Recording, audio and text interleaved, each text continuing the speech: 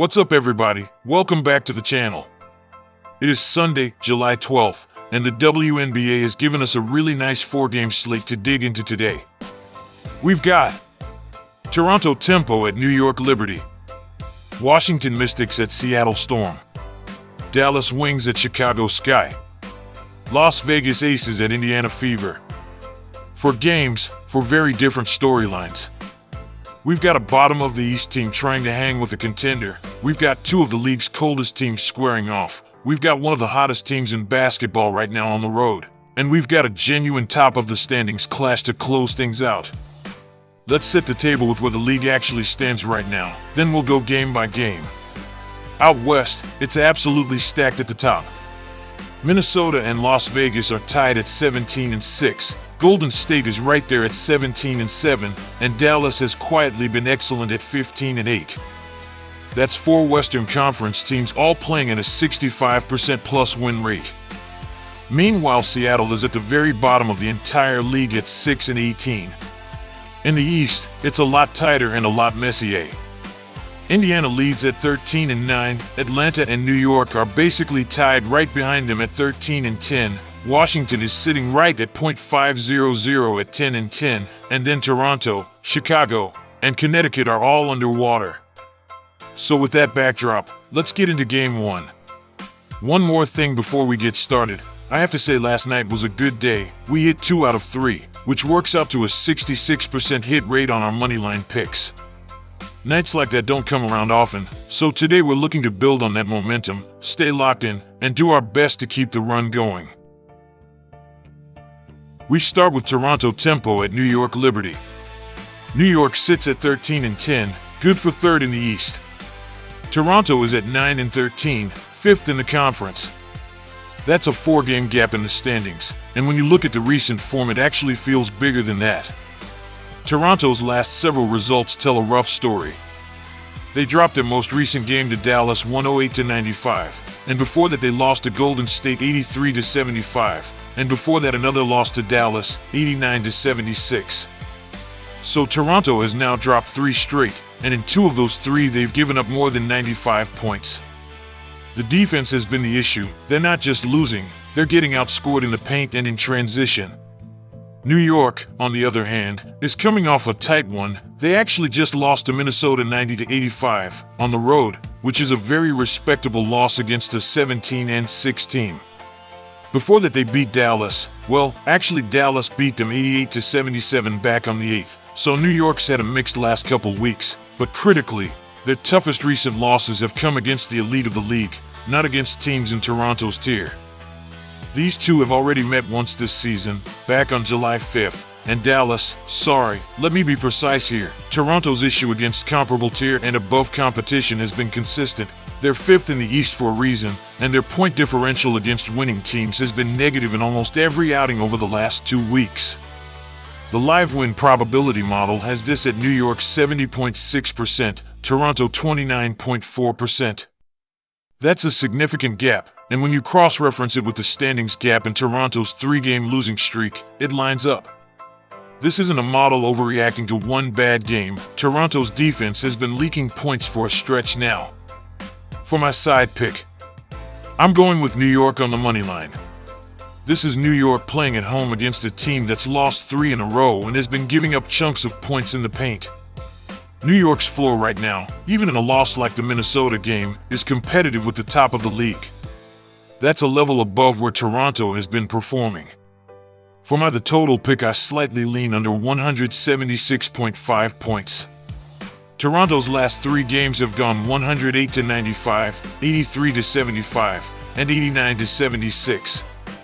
That's an average total of right around 186 points per game in their own contests recently, but 2 of those 3 were low-scoring, grinded-out losses. New York's games have been a bit more up-tempo. Their loss to Minnesota went 90-85, a 175-point combined game, but they also just dropped 77 against Dallas defense back on the 8th. Next we have Washington Mystics at Seattle Storm. Washington is sitting right at .500, 10-10, 4th in the East. Seattle is dead last in the entire league at 6-18. That is a massive gap on paper. But here's the thing that jumps out when you look at Seattle's actual recent form. They are playing better basketball than their record shows over the last 2 weeks. Seattle's last 4 results: they lost to Atlanta 89-78 on the road. They beat Los Angeles on the road 82-64, a really strong offensive showing. And before that, they opened this stretch losing to Portland 77-72.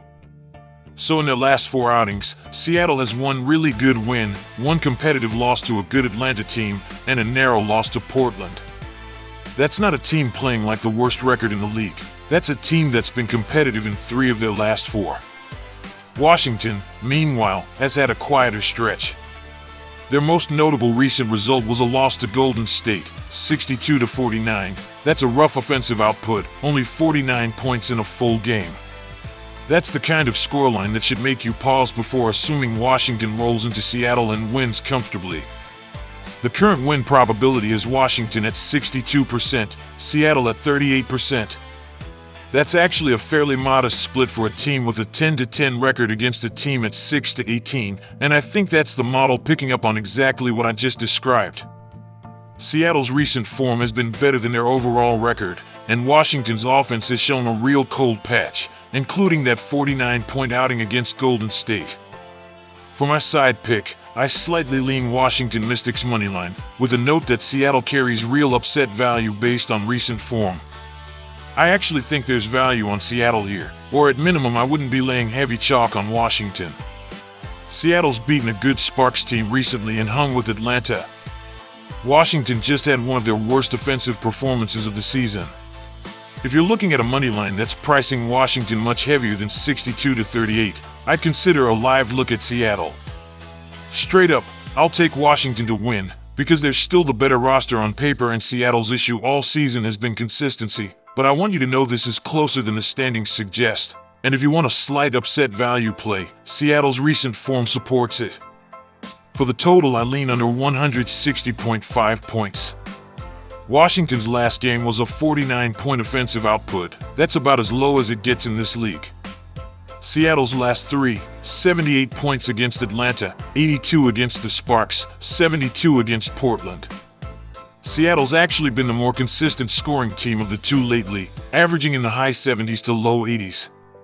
Combining a Washington offense that just posted 49 with a Seattle team scoring in the high 70s to low 80s range, I'm projecting a total in the 145 to 155 point range if Washington's offensive slump continues, or closer to 160 to 165 if Washington bounces back to their season average output.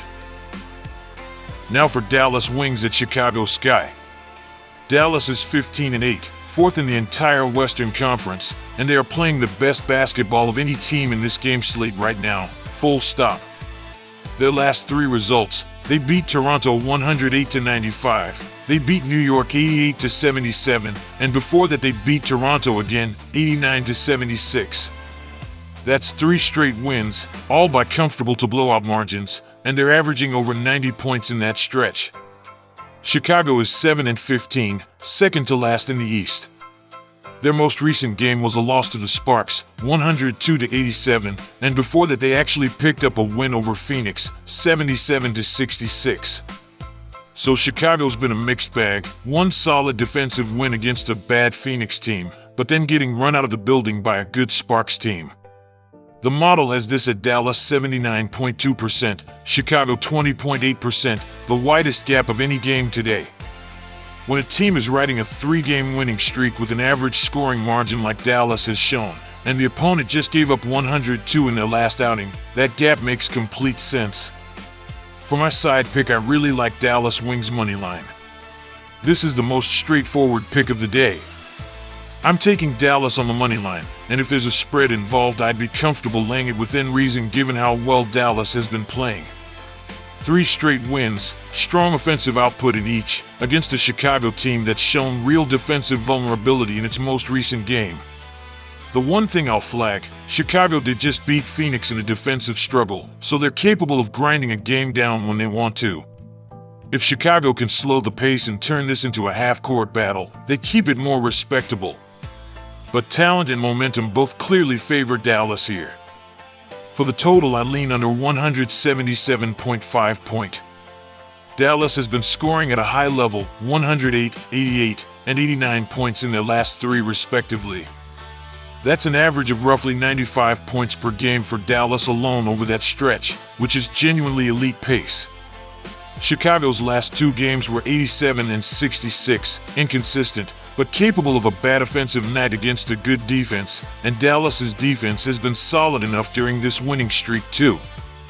Putting those together, I'm projecting a combined total somewhere in the 165 to 175 range, with Dallas likely to be responsible for the majority of that scoring. If Chicago's offense has one of its rougher nights like we saw against a good Sparks defense turning the other way, this could trend toward the lower end. Finally, we have Las Vegas Aces at Indiana Fever. Las Vegas is tied for the best record in the entire league at 17 and 6. Indiana is right behind them, leading the East at 13 and 9.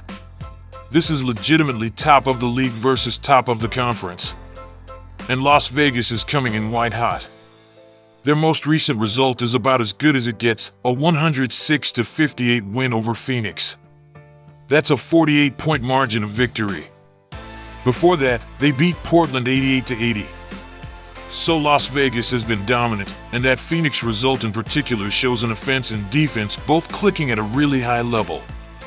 Indiana's recent stretch has been solid too, if a little less flashy. They're 13 and 9 and have been holding down the top spot in the East. I don't have their exact last several individual scorelines pulled up beyond what's already been referenced around the league this week, but their overall season profile, best record in their conference, speaks for itself, and they'll be at home, which matters in a game like this. The model has Las Vegas at 65.6%, Indiana at 34.4%. That's a meaningful edge for Las Vegas, but notably not an overwhelming one, smaller than the Dallas-Chicago gap despite Las Vegas having the better record. That tells you the model respects Indiana's home court situation and their own strong season. For my side pick, I'm taking Las Vegas on the money line, but I want to be honest, this is the closest favorite pick of the four games today in terms of expected competitiveness. Las Vegas is tied for the best record in the league and just blew out a good chunk of a bad Phoenix team by 48, which shows real form. But Indiana is not a pushover. They're the top team in the East for a reason, and home court in a game like this narrows the gap. If you're looking for value across the board today, Indiana getting points here, if there's a spread, is the more interesting number relative to Dallas or New York's respective favorite prices. For the total, I like under 182.5 points. Las Vegas just dropped 106 points on Phoenix, which is an outlier high number, but it does show their offense is playing at a very high level right now. Their prior game against Portland went 88 to 80, a total of 168. Indiana's been a solid, competitive team all year without necessarily being a track meet, high total offense. Their identity has been built on being in close, competitive games at the top of the East. I'm projecting this one in the 165 to 175 range as well, similar to the Dallas-Chicago total, driven by two good, battle-tested teams playing a competitive, playoff atmosphere type of game rather than either side running away with pace. If Las Vegas's offense carries over its Phoenix explosion, this could push higher toward 180. If Indiana controls tempo at home the way a top-of-conference team typically wants to, this stays in the mid-160s. So across the board today, I've got the favorites winning straight up in all four games based on the current form in the standings, but two of these, Washington, Seattle, and Vegas, Indiana, have real competitive value if you're looking for something other than just laying the chalk. If this kind of breakdown is useful to you, let me know in the comments which of these four games you're most locked in on. Drop a like if you want me to keep doing the full slate breakdowns every game day, and I will see you for the next one.